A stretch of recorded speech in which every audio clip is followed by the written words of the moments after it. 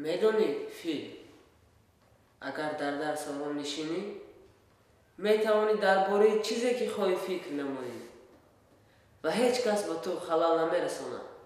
تنها معلمه میتواند خلال رساند. گمان میکند که به تو شک آور و از تو میپرسد که درباره چی نقل کرد.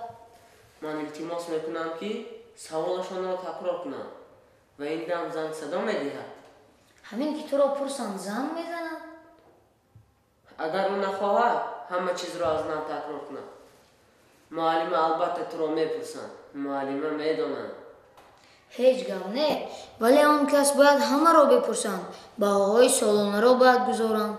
همه را؟ ولی من یگانه. آن سه میتوانی استعمال نمایی مادرم دادم. با تو چی؟ خوردن گیر درس سر میشود. خوابهای نقص. و جان خود را با منصب نه در پرتو مکتبی بلکه در نزد درخت می‌بیند.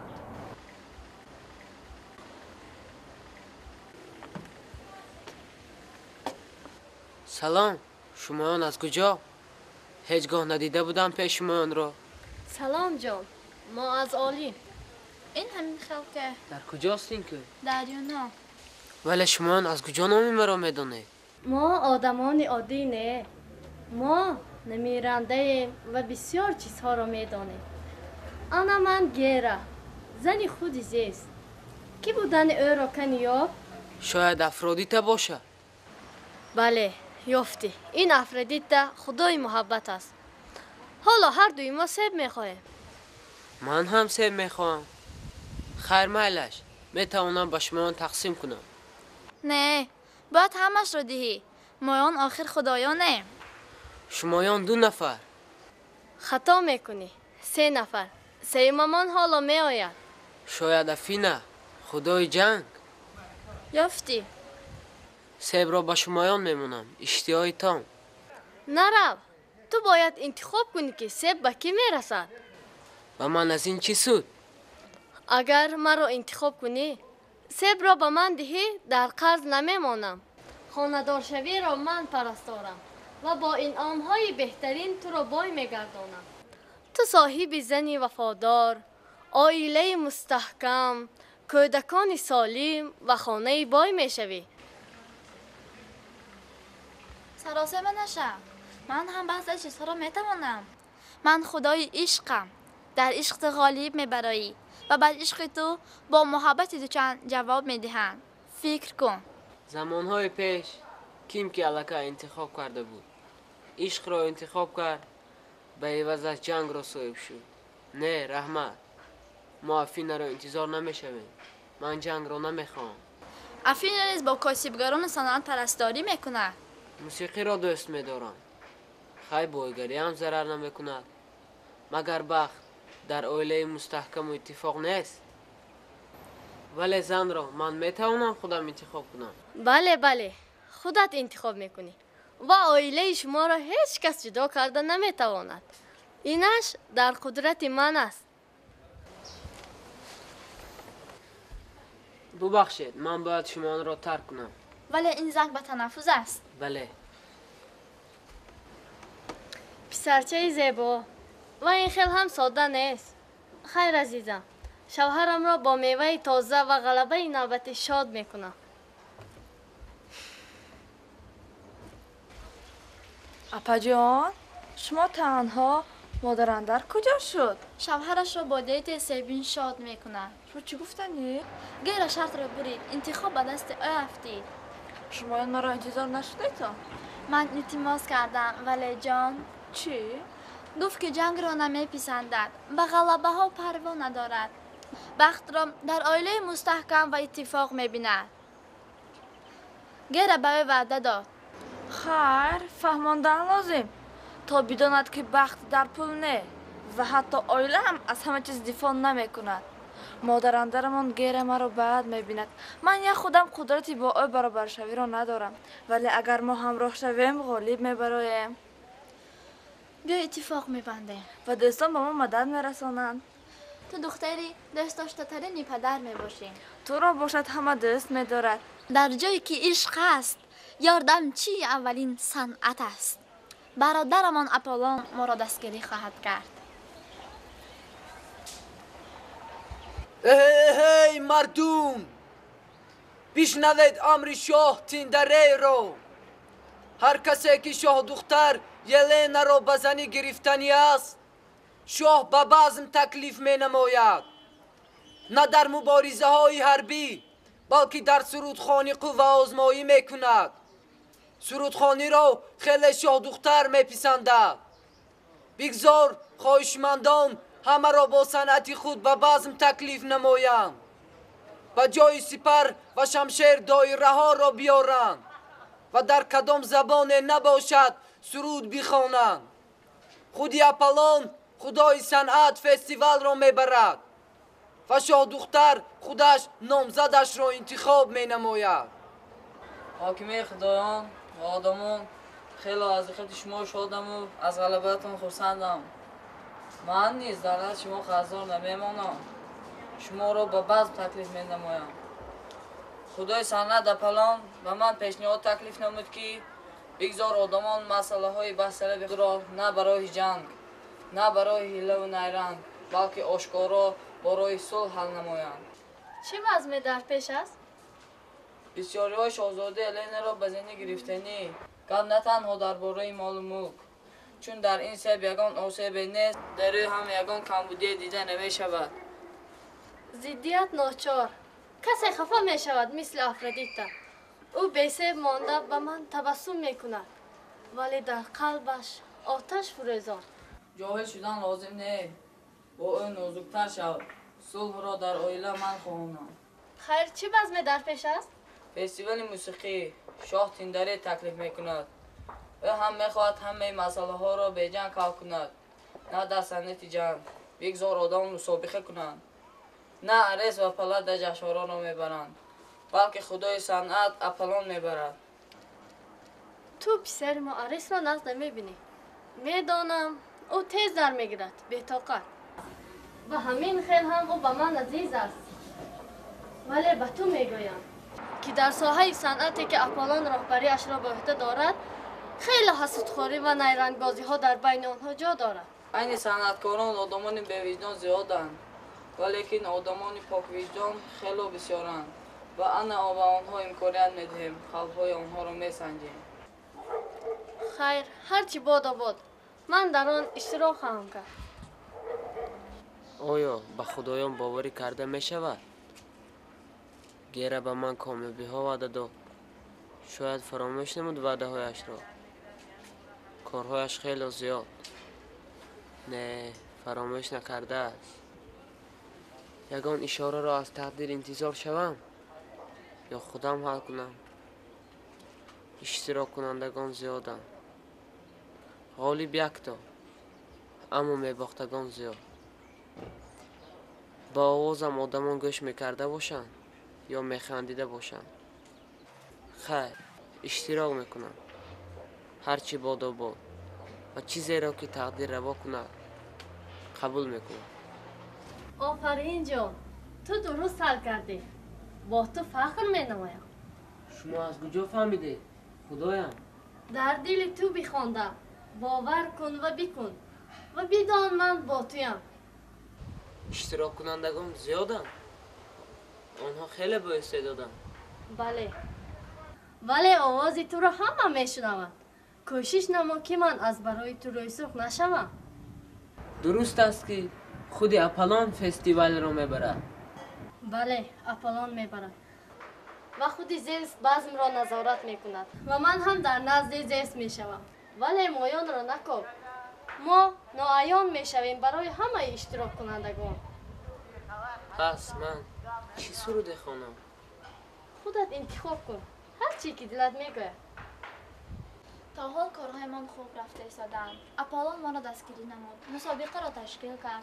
من باشم کوشش میکنم که جان غالب نشود. جوانان بالیاقت زیادند. پسرکان زیبا هم خیلی بسیار. به هر کدام من در دل یلین عشق را جا کرده میتوانم.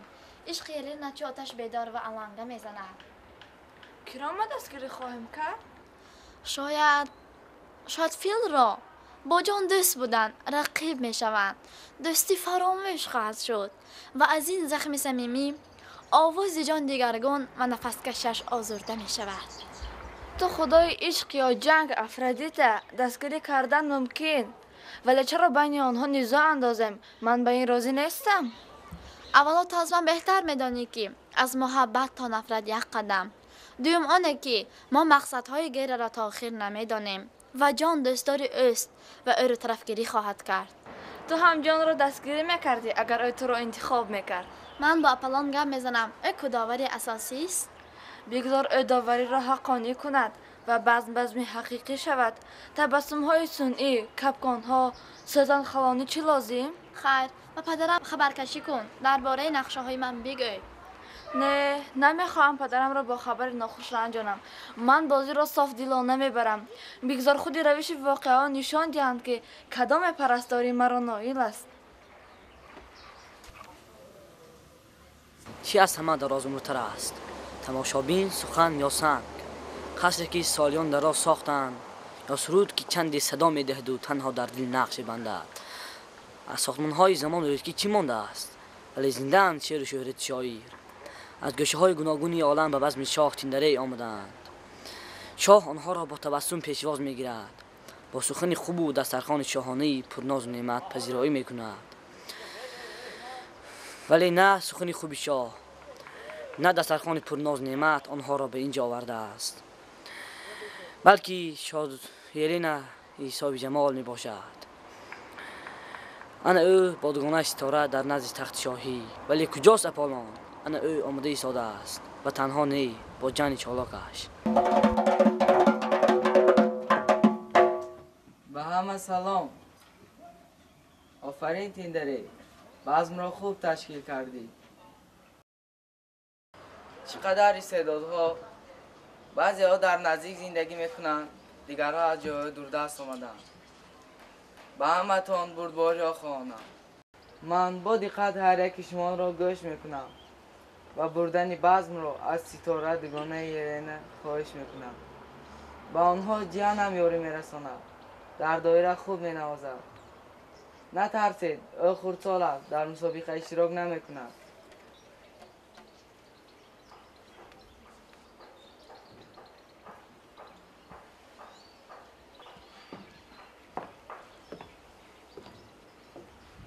به شرافت اپولون، خدای همیشگی و مهمانان ما کنسرت را آغاز میکنیم.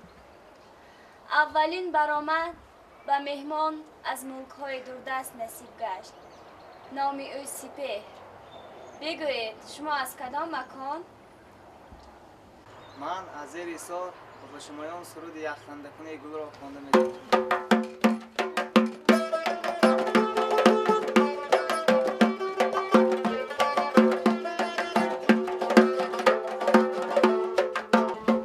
لب بر لبم آویز که در حسرت لبها جانم به لبم آمده ای جانت صدقه. لب بر لبم آویز که در حسرت لبها جانم به لبم آمده ای جانت صدقه. یک خنده کنه گل، یک خنده کنه گل، لبی خندانت صدقه. ای غنچه دهان زیر ای دندانت صدقه. یک خنده کنه گل.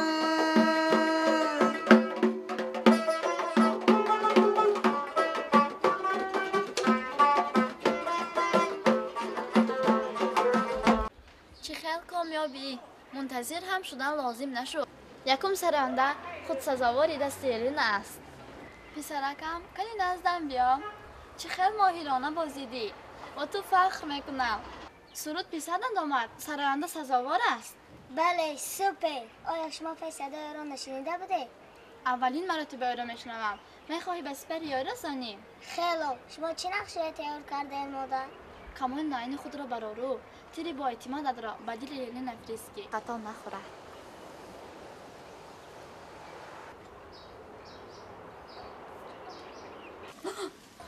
خود را به دست بگیر. با تو چی یاد سرای داد؟ ولی این همه کار نه. با باز عریس را بیار. با تو چی یاد سرای داد؟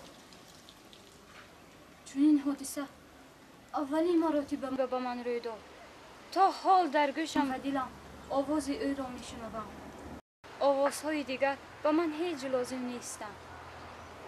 شاه صنم خود را به دست بگیر. با وجود دلی آزرده عید اکنون آغاز گردیده است. همگان را به عید دعوت نما تا که به جای دوستان دشمنان را به دست نآوریم. فوزیل نه از ملکای دوردست بلکه همین جا کلان شد و همه او را میدانند. اکنون او با سرودش دل ما را شاد میکند.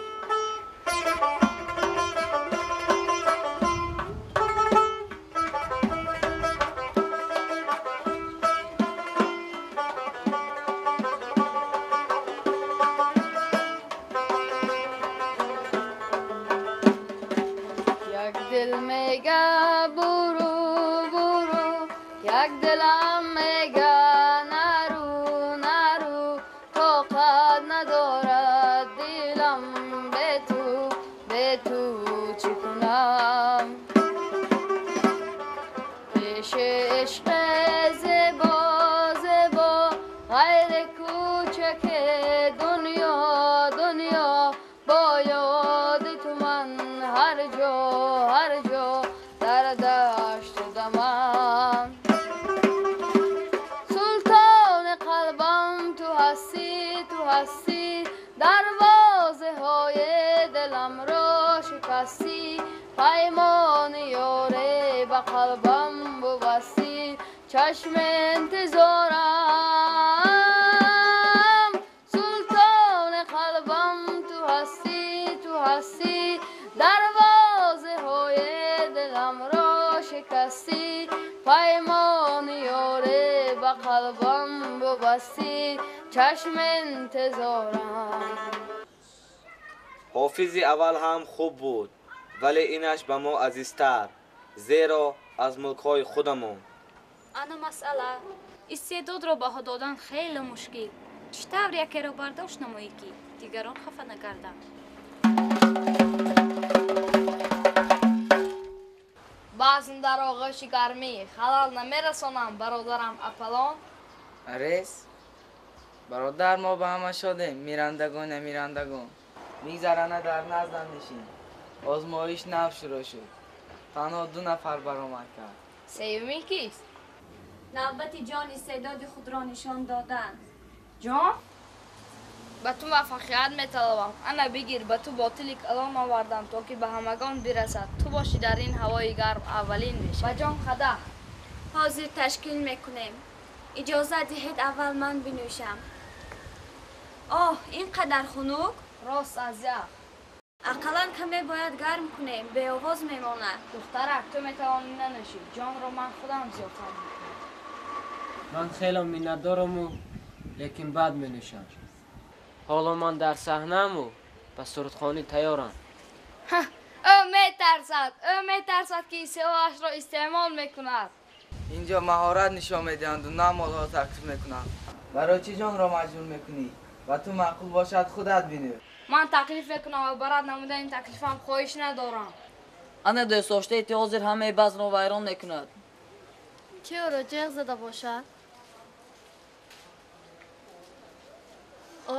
بله پسرش را افرادیت از قفای او فرستاده است. من او را به ترتر میفرستم به مهلت.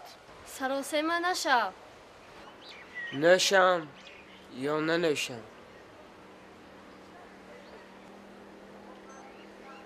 نوشم یا ننوشم؟ بگذارید اریس اولا من بنوشم. اگر سرود خواندن نتوانم هم با شما رقص تقدیم میکنم. پسرم بی‌طاقت من. مادر؟ پدرت هم در همین جا. برای آن که آدمان را در خجالت نگذاریم ما با آنها ناایان بودیم. ولی تو آمدی و من نمیتوانم شادی خود را روز کنم.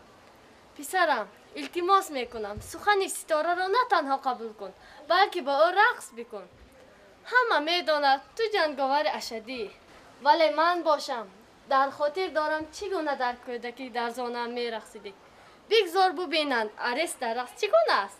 قالب‌ها را شکن. شکستن برایم حلاوت است. خان جان موسیقی با سر من میرقصم.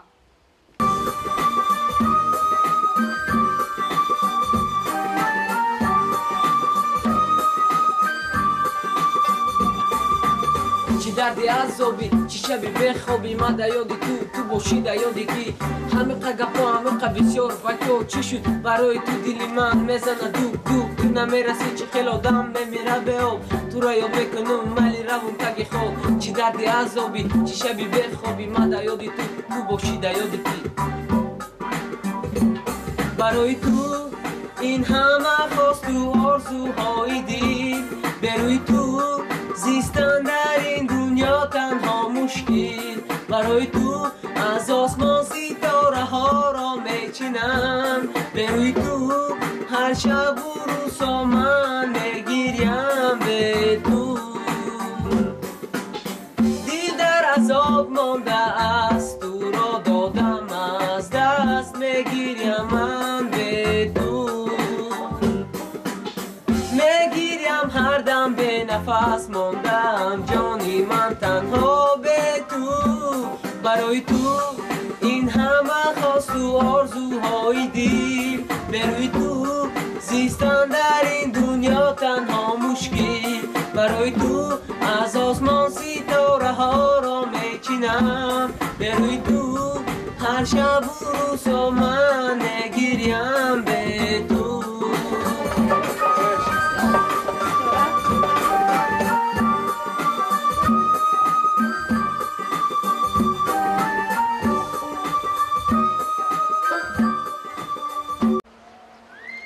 نبره دستاشته ترینی من و نزم بیام در کمان های تیر باقی مانده است بله باز یک دام هست.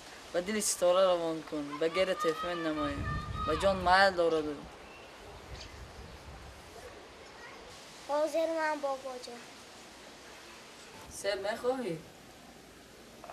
چقدر زیبا. ممکن من با بازی کنم؟ بله هم خرسندم و هم وهم زیر کرده مرا تو رقصیدی و من خرسندانه سرود خوندم ولی تو با عریس رقصیدی و دلی مرا وهم زیر کرد با عریس؟ آوازی تو را من نجات دادم چیزی به دلم روی داده ایستاده است برادر تشکر به تو رقصی تو به همتا بود نمیدونم چی تبریساری می نداریم را بیان کنم میخوای همه با تو را یک خودم بینشم؟ نه لازم نه شوخی هم نه چندان خوب بود بیا همراه یک چای کبود نشه ستاره به من و برادرم دو پیاله چای کبود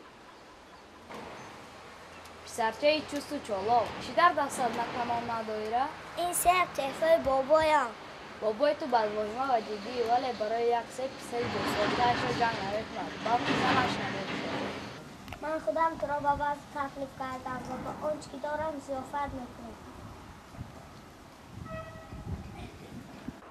جان به نزد ما تنها نآمده است با دوستش همراه آنها پسی هم برآمد میکنند فیل تو از کدام مکان و ما چی میخوانی؟ گلستان وطنی من نه تنها سرود بلکه رقصیدن برایتون میخواهم ولی بعد رقص عریس شرم ندار نه همقدر من بد سریشتم استقبال گرم شمایان دلم را گرم کرد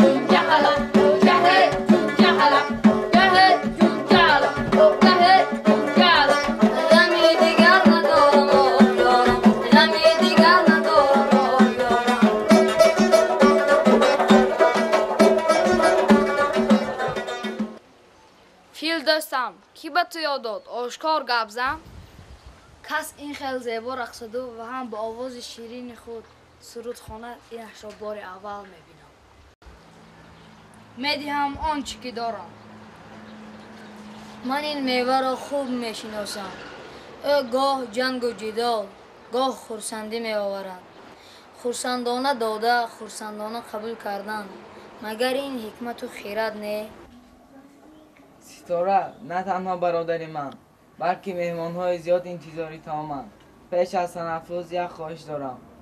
از شاه تندری و یلن حساب جمال بگذار به صحنه برآمده با آواز سرود خود ما را شاد گرداند. کنی کی به او جرأت کرده جواب میگرداند و با آواز او هم آواز می شود. این به من شوق‌آور است. تقدیر شاهان همین است. زخم خود را پیشانیده ندای برآمده را قبول کردند. دخترم برو. من تنها آماده گوش کردن سرودها بودم ولی تیارم امر پدرم را اجرا نمایم. نوازندگان با شما باور میکنم. خوش آن زمان که به سیر چمن تو باشی و من میان غنچه به یک پیرهن تو باشی و من به شرط آنکه نباشد میان ما اغیار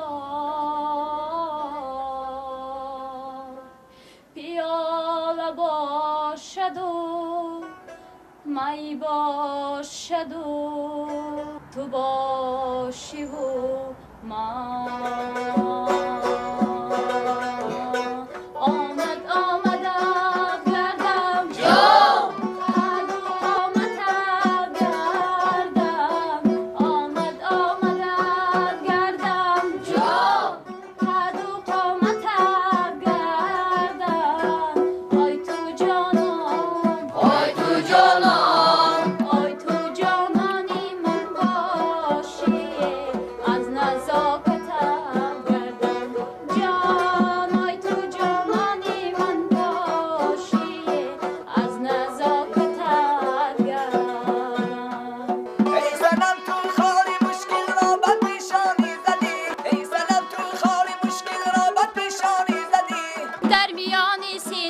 صداق پنهانی زدی در میان سینم صداق پنهانی باز میپرسی که رنگ از زر میباشد چرا